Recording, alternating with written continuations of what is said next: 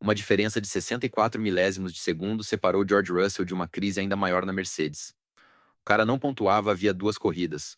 O companheiro de equipe vinha de 5 vitórias consecutivas, e a resposta dele foi uma confissão rara. Andei copiando o setup do Kimi. Foi um erro. Pois é. A 10ª pole da carreira dele veio depois de um reset psicológico e técnico, e não de uma descoberta genial no carro. É sobre um piloto que admitiu que estava perdido antes de se encontrar de novo. Sábado, 13 de junho, circuito de Barcelona-Catalunha, em Montmeló.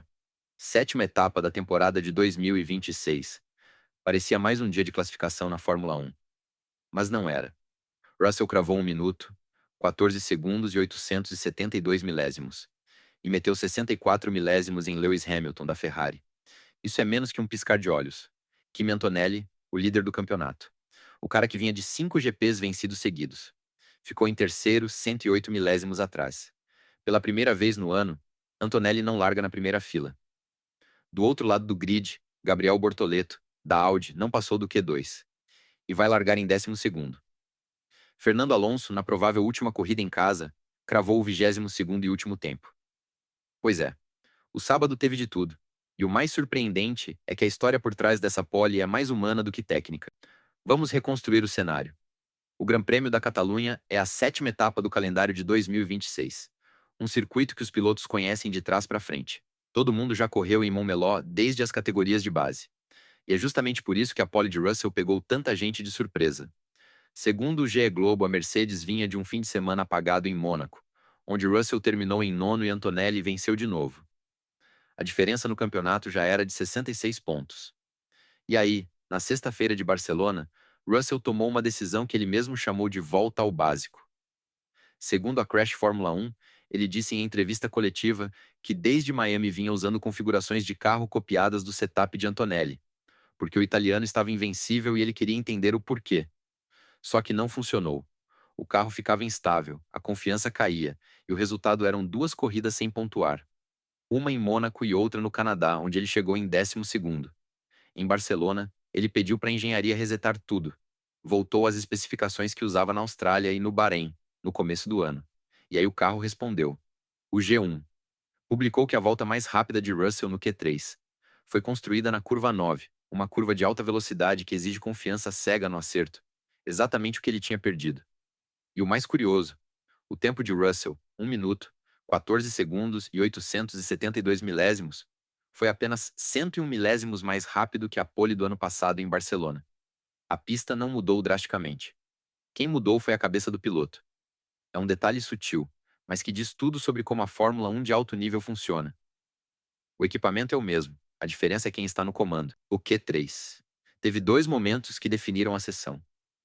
Primeiro, Charles Leclerc bateu forte no começo, destruiu a asa dianteira e não marcou tempo. Larga em 10º, uma catástrofe para a Ferrari, que já tem Hamilton na briga pela ponta. Depois, a briga pela pole ficou entre Russell e Hamilton nos últimos 3 minutos.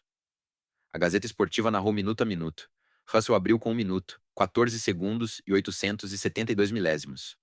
Hamilton respondeu imediatamente, mas ficou 64 milésimos atrás. O mais bizarro, no setor 3, o trecho mais travado do circuito, Russell ganhou 13 centésimos sobre o ex-companheiro, 13 centésimos num setor de 20 segundos. Isso é sobrenatural de consistente. Antonelli, que dominou o ano inteiro, simplesmente não conseguiu superar nenhum dos dois. O Terra Esportes destacou que o italiano parecia desconfortável no Mercedes desde o TL3.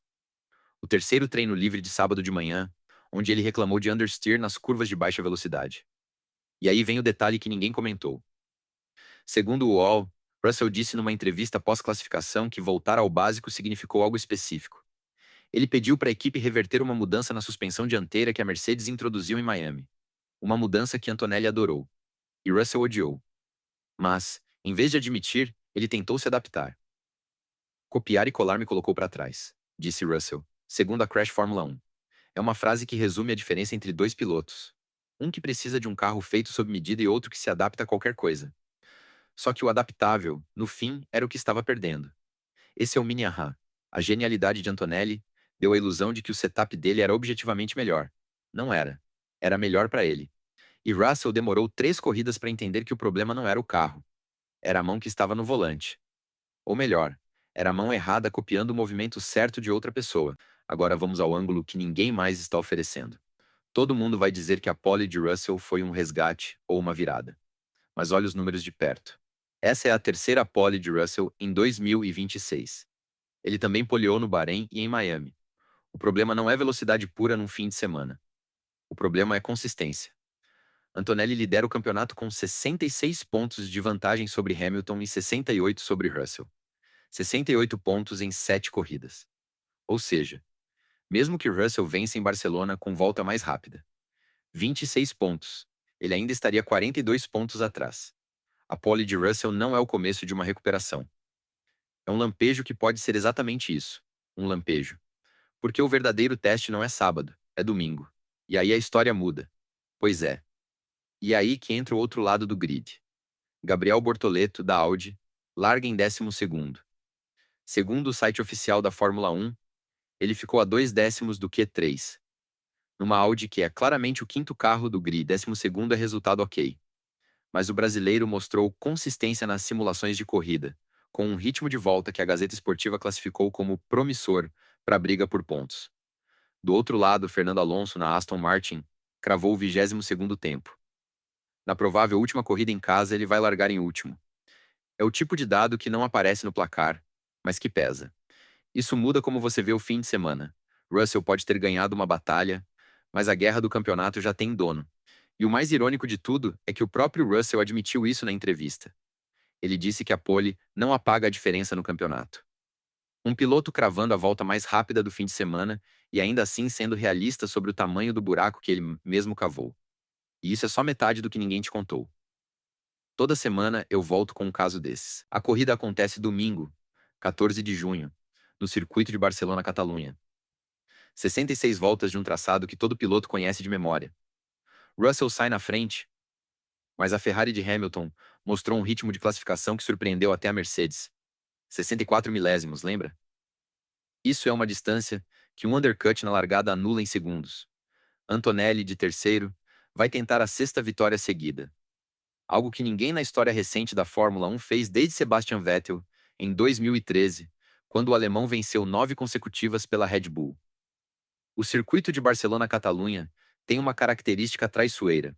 A curva 10, uma curvatura de alta velocidade para a esquerda, que destrói pneus dianteiros se o carro não estiver perfeitamente equilibrado. Segundo a análise da Gazeta Esportiva, o desgaste de pneus vai ser o fator decisivo. E o ponto forte da Ferrari de Hamilton nas corridas longas de 2026. A sensação de informado aqui é entender que a pole de Russell não resolveu o problema da Mercedes.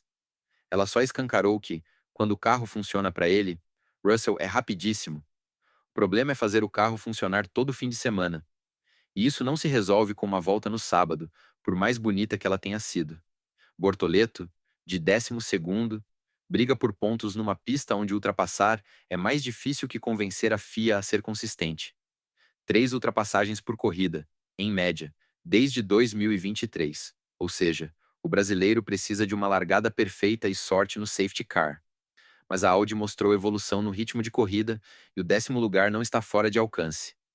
Especialmente se a estratégia de 2 pits funcionar com o desgaste assimétrico dos pneus. Então, resumindo, Russell fez a pole que salvou o fim de semana, mas Antonelli ainda lidera com 68 pontos de vantagem.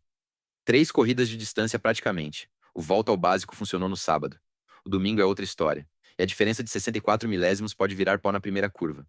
Agora me conta nos comentários. Russell consegue converter a pole em vitória. O Hamilton confirma o favoritismo da Ferrari nas corridas longas. E Antonelli segue imbatível mesmo largando em terceiro? Se curtiu esse raio-x, clique em inscrever. Toda semana tem um expresso novo de Fórmula 1 e automobilismo aqui no Recorte Vivo, sempre com um ângulo que ninguém viu. E o que ninguém perguntou ainda. Será que a Mercedes mantém o ritmo em Silverstone daqui 2 semanas? Ou Barcelona foi só um lampejo no meio da crise? Um fim de semana em que o piloto virou a chave antes que o time afundasse de vez?